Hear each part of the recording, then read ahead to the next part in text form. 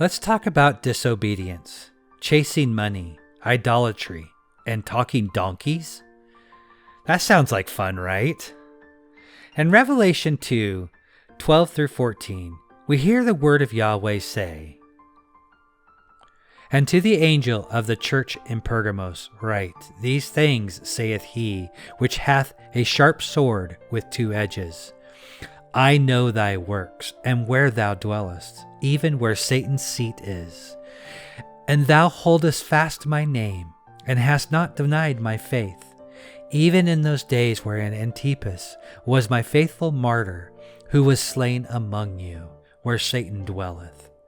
But I have a few things against thee, because thou hast there them that hold the doctrine of Balaam, who taught Balak to cast a stumbling block before the children of Israel, to eat things sacrificed unto idols, and to commit fornication." The story of Balaam is an interesting one, and if it is not studied well, then this verse makes very little sense, right? I mean, who is this Balaam guy anyways? If you mostly studied the back of the book, you would not even know who he is. Yet he is also mentioned by Peter and Jude as well. Let's see what they have to say about Balaam. 2 Peter 2, 14 and 15. "Having eyes full of adultery, and that cannot cease from sin, beguiling unstable souls, an heart they have exercised with covetous practices. Cursed children, which have forsaken the right way and are gone astray, following the way of Balaam, the son of Besor, who loved the wages of unrighteousness." Jude 1:11. "Woe unto them, for they have gone in the way of Cain, and ran greedily after the heir of Balaam for reward, and perished in the gainsaying of Kor." Balaam is also mentioned another 7 times in the Old Testament books, in a very negative light. But if you read the actual story of Balaam and not pay attention, you may think what Balaam is doing is a good thing. Let's learn about Balaam. I mean, he is mentioned 59 times in the 66 books of the Bible. It might be a good idea to understand what happened. Today I'm going to let the story be told for us in a dramatic way using a King James Version recording. I hope you enjoy. The link to this audio will be in the description. And the children of Israel set forward and pitched in the plains of Moab on this side Jordan by Jericho. And Balak, the son of Zippor, saw all that Israel had done to the Amorites. And Moab was sore afraid of the people, because they were many. And Moab was distressed because of the children of Israel. And Moab said unto the elders of Midian, "Now shall this company lick up all that are round about us, as the ox licketh up the grass of the field." And Balak the son of Zippor was king of the Moabites at that time. He sent messengers therefore unto Balaam the son of Beor to Pethor, which is by the river of the land of the children of his people, to call him, saying, "Behold, there is a people come out from Egypt. Behold, they cover the face of the earth, and they abide over against me. Come now, therefore, I pray thee, curse me this people, for they are too mighty for me. Peradventure I shall prevail, that we may smite them, and that I may drive them out of the land. For I wot that he whom thou blessest is blessed, and he whom thou cursest is cursed." And the elders of Moab and the elders of Midian departed with the rewards of divination in their hand. And they came unto Balaam, and spake unto him the words of Balak. And he said unto them, "Lodge here this night, and I will bring you word again, as the Lord shall speak unto me." And the princess of Moab abode with Balaam. And God came unto Balaam, and said, "What men are these with thee?" And Balaam said unto God, "Balak, the son of Zippor, king of Moab, hath sent unto me, saying, Behold, there is a people come out of Egypt, which covereth the face of the earth. Come now, curse me them. Peradventure I shall be able to overcome them, and drive them out." And God said unto Balaam, "Thou shalt not go with them. Thou shalt not curse the people, for they are blessed." And Balaam rose up in the morning, and said unto the princes of Balak, "Get you into your land, for the Lord refuseth to give me leave to go with you." And the princes of Moab rose up, and they went unto Balak, and said, "Balaam refuseth to come with us." And Balak sent yet again princes more, and more honorable than they. And they came to Balaam and said to him, Thus saith Balak, the son of Zippor, Let nothing, I pray thee, hinder thee from coming unto me, for I will promote thee unto very great honor, and I will do whatsoever thou sayest unto me. Come, therefore, I pray thee, curse me this people. And Balaam answered and said unto the servants of Balak, If Balak would give me his house full of silver and gold, I cannot go beyond the word of the Lord my God to do less or more. Now, therefore, I pray you, tarry ye also here this night, that I may know what the Lord will say unto me more. And God came unto Balaam at night and said unto him, If the men come to call thee, rise up and go with them. But yet the word which I shall say unto thee, that shalt thou do. And Balaam rose up in the morning, and saddled his ass, and went with the princes of Moab. And God's anger was kindled because he went. And the angel of the Lord stood in the way for an adversary against him. Now he was riding upon his ass, and his 2 servants were with him. And the ass saw the angel of the Lord standing in the way, and his sword drawn in his hand. And the ass turned aside out of the way, and went into the field. And Balaam smote the ass to turn her into the way. But the angel of the Lord stood in a path of the vineyards, a wall being on this side, and a wall on that side. And when the ass saw the angel of the Lord, she thrust herself unto the wall, and crushed Balaam's foot against the wall. And he smote her again. And the angel of the Lord went further, and stood in a narrow place, where was no way to turn either to the right hand or to the left. And when the ass saw the angel of the Lord, she fell down under Balaam, and Balaam's anger was kindled, and he smote the ass with a staff. And the Lord opened the mouth of the ass, and she said unto Balaam, What have I done unto thee, that thou hast smitten me these 3 times? And Balaam said unto the ass, Because thou hast mocked me. I would there were a sword in mine hand, for now would I kill thee. And the ass said unto Balaam, Am not I thine ass upon which thou hast ridden ever since I was thine unto this day? Was I ever wont to do so unto thee? And he said, Nay. Then the Lord opened the eyes of Balaam, and he saw the angel of the Lord standing in the way, and his sword drawn in his hand. And he bowed down his head, and fell flat on his face. And the angel of the Lord said unto him, Wherefore hast thou smitten thine ass these 3 times? Behold, I went out to withstand thee, because thy way is perverse before me. And the ass saw me, and turned from me these 3 times. Unless she had turned from me, surely now also I had slain thee, and saved her alive. And Balaam said unto the angel of the Lord, I have sinned, for I knew not that thou stoodest in the way against me. Now, therefore, if it displease thee, I will get me back again. And the angel of the Lord said unto Balaam, Go with the men, but only the word that I shall speak unto thee, that thou shalt speak. So Balaam went with the princes of Balak. And when Balak heard that Balaam was come, he went out to meet him unto a city of Moab, which is in the border of Arnon, which is in the utmost coast. And Balak said unto Balaam, Did I not earnestly send unto thee to call thee? Wherefore camest thou not unto me? Am I not able indeed to promote thee to honor? And Balaam said unto Balak, Lo, I am come unto thee. Have I now any power at all to say anything? The word that God putteth in my mouth, that shall I speak. And Balaam went with Balak, and they came unto Kirjath-Huzoth. And Balak offered oxen and sheep, and sent to Balaam and to the princes that were with him. And it came to pass on the morrow that Balak took Balaam, and brought him up into the high places of Baal, that thence he might see the utmost part of the people. And Balaam said unto Balak, Build me here 7 altars, and prepare me here 7 oxen and 7 rams. And Balak did as Balaam had spoken. And Balak and Balaam offered on every altar a bullock and a ram. And Balaam said unto Balak, Stand by thy burnt offering, and I will go.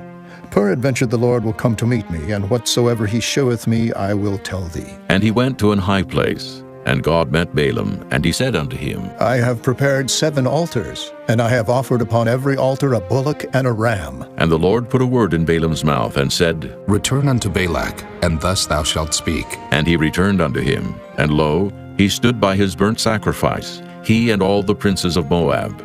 And he took up his parable, and said, Balak, the king of Moab, hath brought me from Aram, out of the mountains of the east, saying, Come curse me, Jacob, and come defy Israel.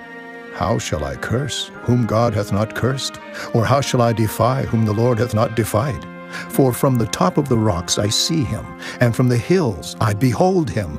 Lo, the people shall dwell alone, and shall not be reckoned among the nations. Who can count the dust of Jacob, and the number of the fourth part of Israel? Let me die the death of the righteous, and let my last end be like his. And Balak said unto Balaam, What hast thou done unto me? I took thee to curse mine enemies, and behold, thou hast blessed them altogether. And he answered and said, Must I not take heed to speak that which the Lord hath put in my mouth? And Balak said unto him, Come, I pray thee, with me unto another place, from whence thou mayest see them. Thou shalt see but the utmost part of them, and shalt not see them all, and curse me them from thence. And he brought him into the field of Zophim, to the top of Pisgah, and built 7 altars, and offered a bullock and a ram on every altar. And he said unto Balak, Stand here by thy burnt offering, while I meet the Lord yonder. And the Lord met Balaam, and put a word in his mouth, and said, Go again unto Balak, and say thus. And when he came to him, behold, he stood by his burnt offering, and the princes of Moab with him. And Balak said unto him, What hath the Lord spoken? And he took up his parable, and said, Rise up, Balak, and hear. Hearken unto me, thou son of Zippor. God is not a man, that he should lie, neither the son of man, that he should repent. Hath he said, and shall he not do it? Or hath he spoken, and shall he not make it good? Behold, I have received commandment to bless, and he hath blessed, and I cannot reverse it. He hath not beheld iniquity in Jacob, neither hath he seen perverseness in Israel. The Lord his God is with him, and the shout of a king is among them. God brought them out of Egypt. He hath, as it were, the strength of an unicorn. Surely there is no enchantment against Jacob, neither is there any divination against Israel. According to this time it shall be said of Jacob and of Israel, What hath God wrought? Behold, the people shall rise up as a great lion, and lift up himself as a young lion. He shall not lie down until he eat of the prey, and drink the blood of the slain. And Balak said unto Balaam, Neither curse them at all, nor bless them at all. But Balaam answered and said unto Balak, Told not I thee, saying, All that the Lord speaketh, that I must do? And Balak said unto Balaam, Come, I pray thee, I will bring thee unto another place. Peradventure it will please God that thou mayest curse me them from thence. And Balak brought Balaam unto the top of Peor, that looketh toward Jeshimon. And Balaam said unto Balak, Build me here 7 altars, and prepare me here 7 bullocks and 7 rams. And Balak did as Balaam had said, and offered a bullock and a ram on every altar. And when Balaam saw that it pleased the Lord to bless Israel, he went not as at other times to seek for enchantments, but he set his face toward the wilderness. And Balaam lifted up his eyes, and he saw Israel abiding in his tents according to their tribes. And the Spirit of God came upon him. And he took up his parable and said, Balaam the son of Beor hath said, and the man whose eyes are open hath said, He hath said which heard the words of God, which saw the vision of the Almighty, falling into a trance, but having his eyes open. How goodly are thy tents, O Jacob, and thy tabernacles, O Israel! As the valleys are they spread forth, as gardens by the river's side, as the trees of lion aloes which the Lord hath planted, and as cedar trees beside the waters. He shall pour the water out of his buckets, and his seed shall be in many waters, and his king shall be higher than Agag, and his kingdom shall be exalted. God brought him forth out of Egypt. He hath, as it were, the strength of an unicorn. He shall eat up the nations his enemies, and shall break their bones, and pierce them through with his arrows. He couched, he lay down as a lion, and as a great lion. Who shall stir him up? Blessed is he that blesseth thee, and cursed is he that curseth thee. And Balak's anger was kindled against Balaam, and he smote his hands together. And Balak said unto Balaam, I called thee to curse mine enemies, and behold, thou hast altogether blessed them these 3 times. Therefore now flee thou to thy place. I thought to promote thee unto great honor, but lo, the Lord hath kept thee back from honor. And Balaam said unto Balak, Spake I not also to thy messengers, which thou sentest unto me, saying, If Balak would give me his house full of silver and gold, I cannot go beyond the commandment of the Lord, to do either good or bad of mine own mind. But what the Lord saith, that will I speak. And now, behold, I go unto my people, Come therefore, and I will advertise thee what this people shall do to thy people in the latter days. And he took up his parable and said, Balaam, the son of Beor, hath said, and the man whose eyes are open hath said, He hath said, which heard the words of God, and knew the knowledge of the Most High, which saw the vision of the Almighty, falling into a trance, but having his eyes open. I shall see him, but not now. I shall behold him, but not nigh. There shall come a star out of Jacob, and a scepter shall rise out of Israel, and shall smite the corners of Moab, and destroy all the children of Sheth. And Edom shall be a possession. Seir also shall be a possession for his enemies, and Israel shall do valiantly. Out of Jacob shall come he that shall have dominion, and shall destroy him that remaineth of the city. And when he looked on Amalek, he took up his parable and said, Amalek was the first of the nations, but his latter end shall be that he perish forever. And he looked on the Kenites, and took up his parable and said, Strong is thy dwelling place, and thou puttest thy nest in a rock. Nevertheless, the Kenites shall be wasted, until Asher shall carry thee away captive. And he took up his parable and said, Alas, who shall live when God doeth this?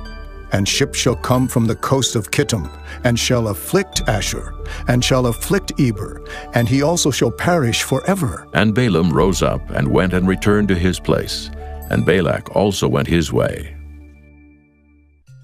Directly after this, we read in Numbers 25, 1-3, And Israel abode in Shittim. And the people began to commit whoredom with the daughters of Moab, and they called the people unto the sacrifices of their God, and the people did eat, and bowed down to their gods. And Israel joined himself unto Baal Peor, and the anger of the Lord was kindled against Israel. Later, in Numbers 31, we do find out what happens to Balaam, and also that he is directly tied to Numbers 25, and that some of the children of Israel were mixing with the women of Moab.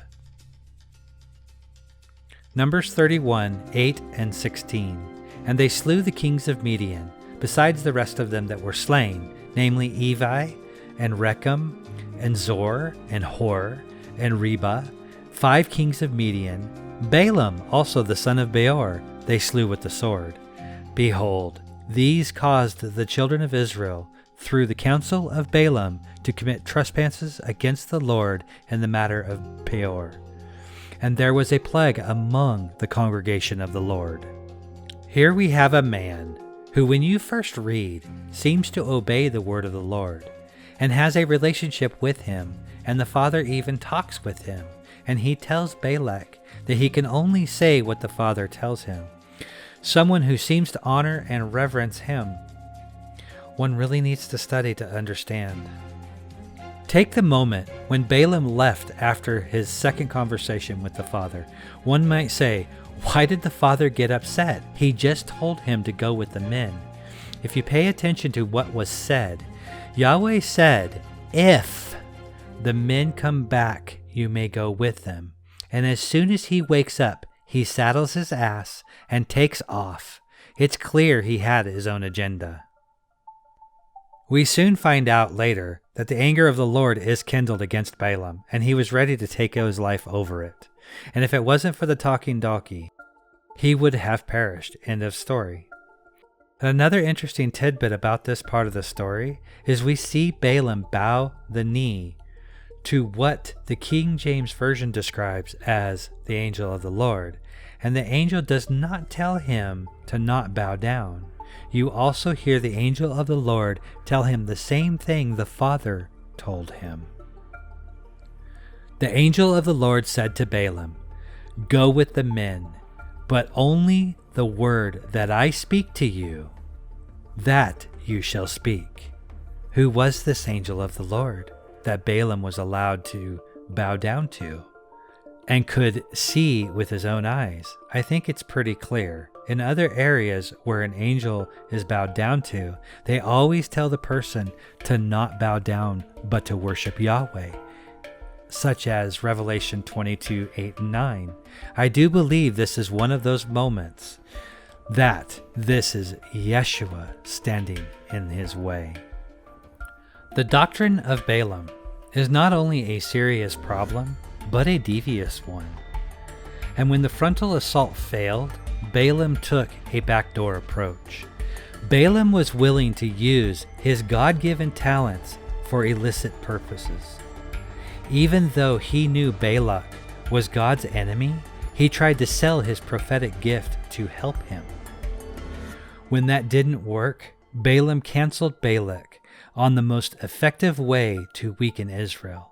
This was through seduction, using Moabite and Midianite women to tempt the Israelites into sexual relationships and into pagan rituals, and the Israelites who participated brought God's judgment upon themselves. According to 2 Peter 2:15, Balaam's quote-unquote way is a choice to promote falsehood for financial reasons. And according to Jude 1:11, Balaam's error was his willingness to accommodate pagan beliefs out of greed. One trait of a false teacher in the church is that they attempt to turn Christian liberty into freedom to be promiscuous. Putting these ideas together gives a clear view of the doctrine of Balaam. It is an attitude that one can be fully cooperative with the world and still serve Yahweh. The doctrine of Balaam teaches compromise, wanting Christians to forget they are called to be separate and holy. The doctrine of Balaam makes believers indistinguishable from the unbelieving world. The doctrine of Balaam is a belief that a little sin doesn't hurt, especially if there is some financial or personal benefit involved. A person following the doctrine of Balaam is willing to compromise his beliefs for the sake of economics. He acts to enable sinful behaviors for personal gain or even participate in them. In practical terms, the teaching or doctrine of Balaam is a view that Christians can or even should compromise their convictions for the sake of popularity, money, sexual gratification, or personal gain. It's the attitude that treats sin as no big deal. Followers of Yeshua can't and shouldn't totally shun the presence of sinners or unbelievers, but we are obligated to stand up for the truth, righteousness, and goodness, whether it is what others want to hear or not. 1 Corinthians 10:20. But I say that the things which the Gentiles sacrifice, they sacrifice to devils, and not to God. And I would not that ye should have fellowship with devils. Ye cannot drink the cup of the Lord and the cup of devils. Ye cannot be partakers of the Lord's table and the table of devils. Do we provoke the Lord to jealousy? Are we stronger than he? Amen.